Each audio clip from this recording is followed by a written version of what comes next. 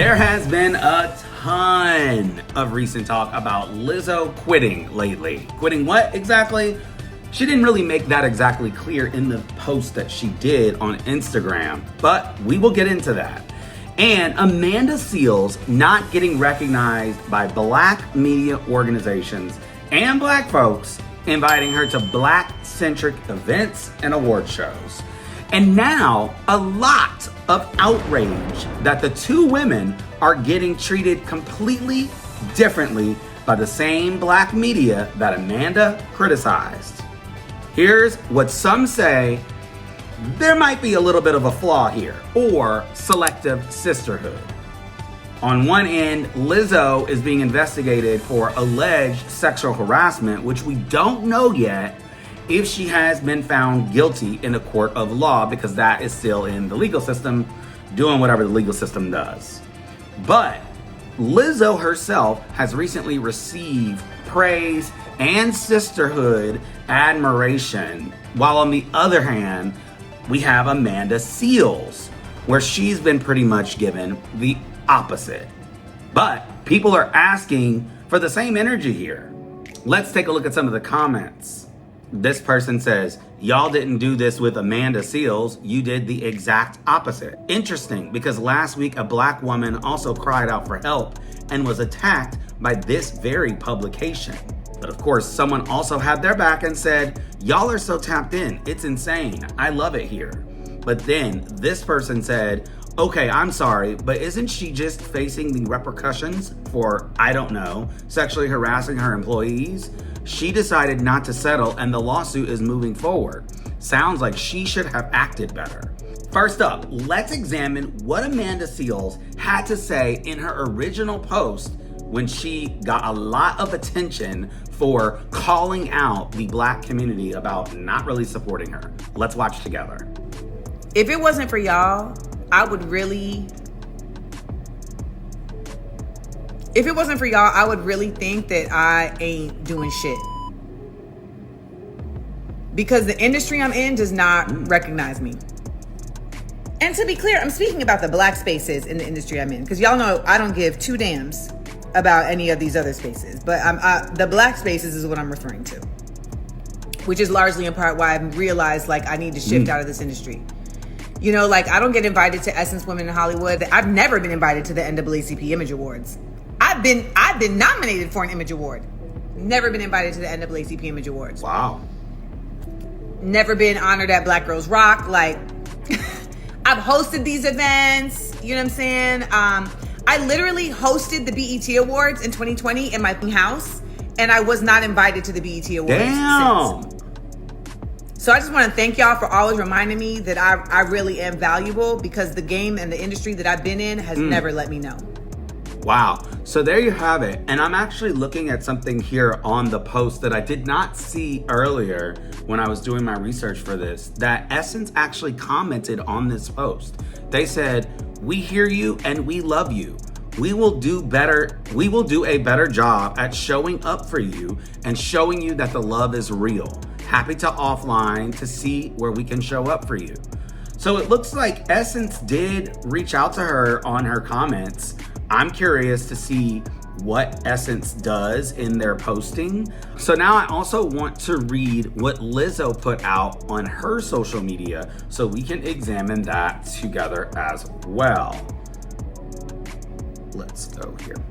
So just a few days ago, Lizzo wrote, quote, I'm getting tired of putting up with being dragged by everyone in my life and on the internet. All I want is to make music and make people happy and help the world be a little better than how I found it. But I'm starting to feel like the world doesn't want me in it. I'm constantly up against lies being told about me for clout and views, being the butt of the joke every single time because of how I look. My character being picked apart by people who don't know me and disrespecting my name. I didn't sign up for this shit. I quit. So one thing and then some of the comments under here from Paris Hilton, we love you, Queen. Michaela Pereira saying, don't do it, sis. Don't let them get you. I want you in this world. You matter. You are perfect as you are. Norman Baker, don't quit on me. I need you. We love you. Bravo Andy saying stay. So it's unclear what Lizzo really meant in her post. I'm going to get into that later on in the video, so make sure you watch to the end of this video so you do get that part of the story because it is important. So you have these two black women, right? And I'm not trying to pit them together at all, but I'm just simply examining how the media is treating them differently, right? You have one person on one hand being vilified for whatever she says, but then you have another person that is accused of sexual harassment and then she's being praised. So it's like, where is the ethics and the standard here for this particular praise? I'm just asking the question and examining what's being presented. So we have a particular post from Essence that I wanted to talk about next, where they actually praise Lizzo. They literally say in this post for Lizzo, what happens when the weight of the world is heavy on your shoulders?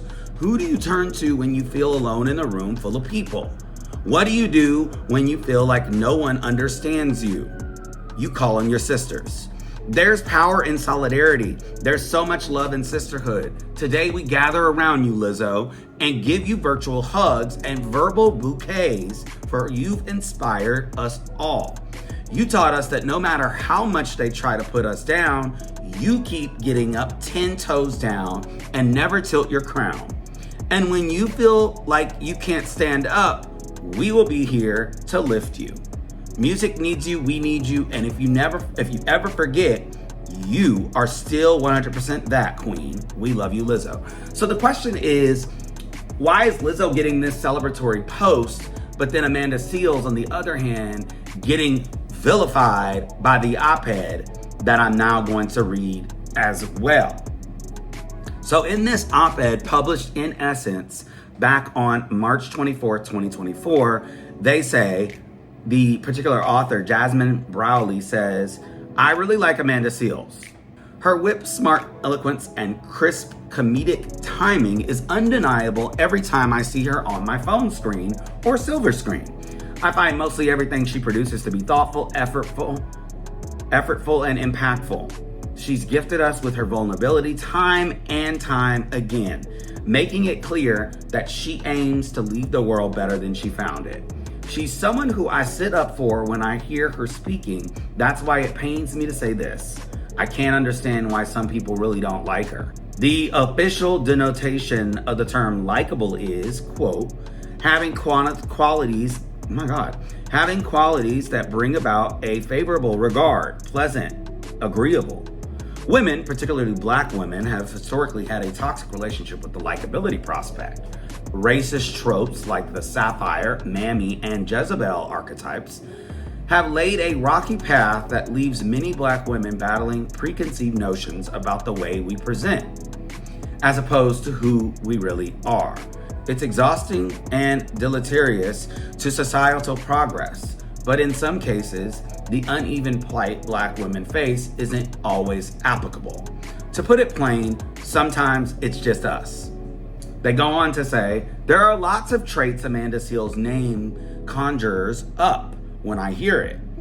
The aforementioned adjectives that define likability don't make the cut. Using her sizable digital platform, Seales consistently provokes uncomfortable yet necessary discourse about everything from the Palestinian-Israeli conflict, misogynoir, racism, colorism, gender identity, and foreign policy to more personal topics like dating F-boys and navigating tricky industry social circles.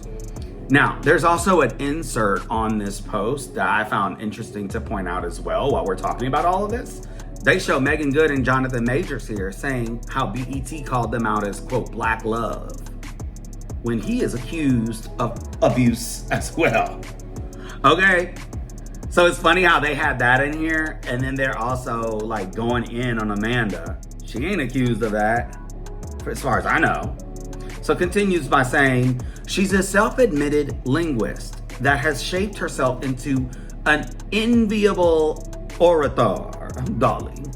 But in her captivating storytelling, she has almost become a professional polarizer.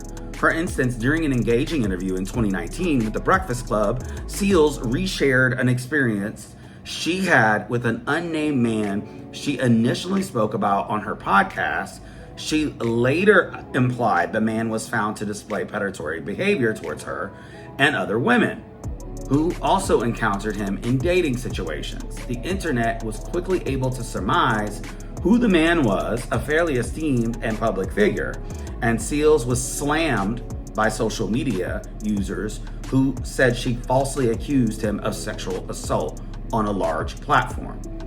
The onslaught seemed to open the floodgates for a larger critique of her delivery. While well articulated, can be razor sharp and unpalatable.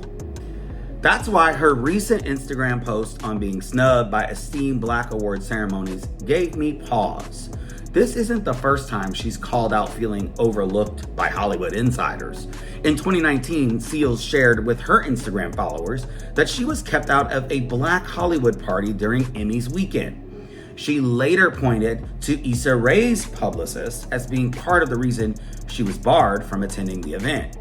Seals has also shared her displeasure with her work experience at a recently canceled daytime talk show, The Real, where she briefly sat as a co-host. This is just one of many work-related grievances Seals has spoken publicly about, in which she found fault in another party's handling of an incident. Okay, Seals is clearly influential, but she herself has said she isn't liked by certain industry gatekeepers, and clearly she's noticed its effect on certain professional milestones. All of this begs the question, the article goes on to say, how important is it to be liked over being perceived as competent, in your career? According to a 2019 report from the Harvard Business School, Harvard, 90% of what sets high performers apart is attributed to emotional intelligence, which correlates strongly with likability. So this article is basically saying, how important is likability in the workplace when it comes to Amanda? Continuing by saying researchers have even found that hiring managers are more likely to select candidates that they like over those who are more qualified for an open role. So essentially, rubbing people the wrong way can have an effect on your career trajectory, regardless of work ethic and competence. Very interesting. Personally, while I enjoy thought provocation and theory, I'm not sure I'm able to work alongside someone who seems committed to exhaustingly agitating the establishment, even when they have really good points and even better intentions. While I feel for Seals and know that she is beloved by those who follow her work, I can't help but wonder if there's an opportunity for reflection on her part as opposed to yet another moment of mere finger pointing. She seems to be confused about why she isn't embraced by the Hollywood machine she has consistently bucked against and admonished for years. She seems to have offended the same people she wants to be lauded by. I'm not sure it's wise to want it both ways. Now, I want to also play here a video that was included in this particular Essence post that I found to be very enlightening with the whole Amanda Seals thing. And it's by TikTok user Casanova Brown. Gotta give them their shout outs, honey. So I'm gonna play that here. Out of all the topics that is floating around on the internet, the one that I want to talk about the most is what's going on with Amanda Seals. So if you have not heard, Amanda Seals feels like she's been blackballed from Black Hollywood, and I can see that 100%. If you look at her resume, you have to give it up. This is impressive. The issue with Amanda Seals is that she keeps it too real. And a lot of people say that they like honesty, but they really don't. A lot of Black elites in Hollywood like to play the game of Hollywood, and they're okay with playing it by white rules. Amanda Seals doesn't seem like the type of person that want to do that. Nothing personified this more than when I saw her casted on The Real. I was like, this is not gonna end well. Get her out of there now. Not because I did not like her, not because I don't think that she should be on daytime TV, because you're sitting next to phony love. This is not going to work. As a fan of The Real, I knew that this was not going to work because The Real was very fake. It was very fraudulent. Although we need somebody like an Amanda Seales, everybody can't take her. Everybody cannot take brutal honesty. People like to pretend that they can, but they really can't. And the go-to defense is, oh, she always has an issue with everything. Maybe it's you. Maybe you're so content with how everything goes. Maybe you're okay with going along to get along, and she's not. She's not for everybody. She talked about how she has never been honored at Black Girls Rock. For as long as she has been put in the work, she should have been. How she has never been invited to Essence Fest. She should have been. How she was nominated for an NAACP award, but wasn't even invited to the award show. She hosted the BET Awards in 2020, has never been offered to come back as a guest. It is not too late to make this right. And honestly, all of these different publications and Black companies should be ashamed, because how are you playing by white rules at a Black business? I believe that this misogyny is coming from Black people, which makes it even more insidious. No matter how you may feel about her personally, you can never say that she was wrong. Y'all are always talking about giving somebody their flowers while they're here. Y'all have closed her off from the garden. It is not too late to make this right. Y'all need to appreciate her while y'all still got her. Damn. So, I mean, he has a point. I want to know what you guys think, though. So now I want to actually let you guys know, Lizzo clarified her statements in a recent video on Instagram that I'm going to play here. I want to make this video because I just need to clarify. When I say I quit, I mean I quit giving any negative energy attention. What I'm not going to quit is the joy of my life, which is making music, which is connecting to people. Because I know I'm not alone. In no way, shape, or form am I the only person who is experiencing that negative voice that seems to be louder than the positive. If I can just give one person the inspiration or motivation to stand up for themselves and say they quit letting negative people win, negative comments win, then I've done even more than I could have hoped for. With that being said, I'm going to keep moving forward. I'm going to keep being me. Once again, I just want to say thank you. The love that I've received, means more than you know. In addition to Lizzo updating her statement about quitting, Amanda Seales has offered some clarity. She just wants some grace. I'm gonna play that clip here now. I think one of the interesting things that I have recognized in this recent, back and forth is the failure to understand the complexities that we have as humans, and that we can be really, really great in some areas and, maybe have difficulty in other areas, etc. And I'm somebody who's always had difficulty communicating one-on-one with certain people.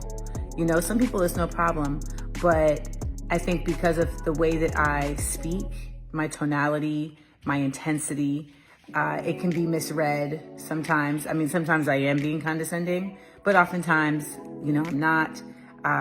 Complaining is a word that's applied sometimes to simply just being hyper aware of things and identifying it. And, for anyone whose feelings I've ever hurt, it was never intentional. I am definitely a constant work in progress in that way. And, I think sometimes we hold people in the public eye to a higher standard. And I know that as a person in the public eye, I have to hold myself to a higher standard because of that. And, we don't necessarily get the same grace as if you have a frustrating interaction with somebody, just at a restaurant versus with somebody that you can name. And, but that's the reality of what happens when you are in a public space as a performer, etc. And if you happen to be good at that shit, then you know that's how you end up becoming a celebrity, which is really a term based on celebrated. That being said, you know, I have seen, you know, the comments from people who say, you know, I had an interaction with Amanda and I didn't, you know, feel good about it, and etc. And just for what it's worth, I care. I care about that. I know people are like, she don't give a fuck. I give so many fucks because I don't ever want to be somebody who's in the world harming people. And I don't think enough people acknowledge the way in which that they may harm me and how that can cause a reaction. But I also acknowledge that sometimes my reaction possibly, actually, could be incongruous to what has been said to me. And that's my responsibility to take. And I take that responsibility. And I understand how that can throw people off and misrepresent my character. And all I can do is, you know, say that I'm constantly working on how to be better about managing that. That is the work for me. This is a pretty long video, and I hope you have stayed till the end. It's very interesting to see how these two cases are being treated in media and just like within the Black community as well. So I think we have the answer here. We all deserve to be treated with a little bit more grace, but we also have to and should watch what we say. I think there's been a lot of attention on Amanda's words and a lot of things she has said that didn't really go over well with the Black community. Definitely agree there. For instance, there have been times when she has said very problematic things, involved herself in sensitive topics that had nothing to do with her, and saying classism and elitism statements that didn't really register well with Black folks, okay? Lizzo being accused but not found guilty also opens up a question. Can you really slay people and vilify them without facts proven in court? It's like Kate Middleton, not really, but just roll with me here. We didn't know what the hell was going on with Kate, but we sat here and vilified that lady. Not saying we, that I did. Some of y'all were out there throwing that lady through the mud, okay? And she has cancer. Overall, for me, I think the message here is you have no idea what people are going through. So hear people out. What's going on with Amanda? Like, maybe she needs an intervention. We can give people more than one chance, but it's consistent fuck ups. Then it's time for an intervention. So maybe she has to get that at some point. I don't know. Can somebody help her out? I shouldn't say that like that. I think it's time to have that conversation with Amanda. Let's have the open conversation about what she's talking about. She's talking about the mistreatment of Black folks in the industry, but then also getting, you know, the door slammed in her face. The point is being proven right there. So maybe it's time to actually have those tough conversations within Black media, the Ebonies, the Essences, the BETs, all of them.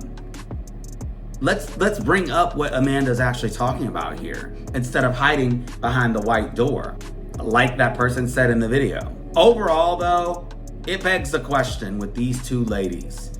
Are they being treated fairly in Black media, or do you think Black media is treating them differently? And why?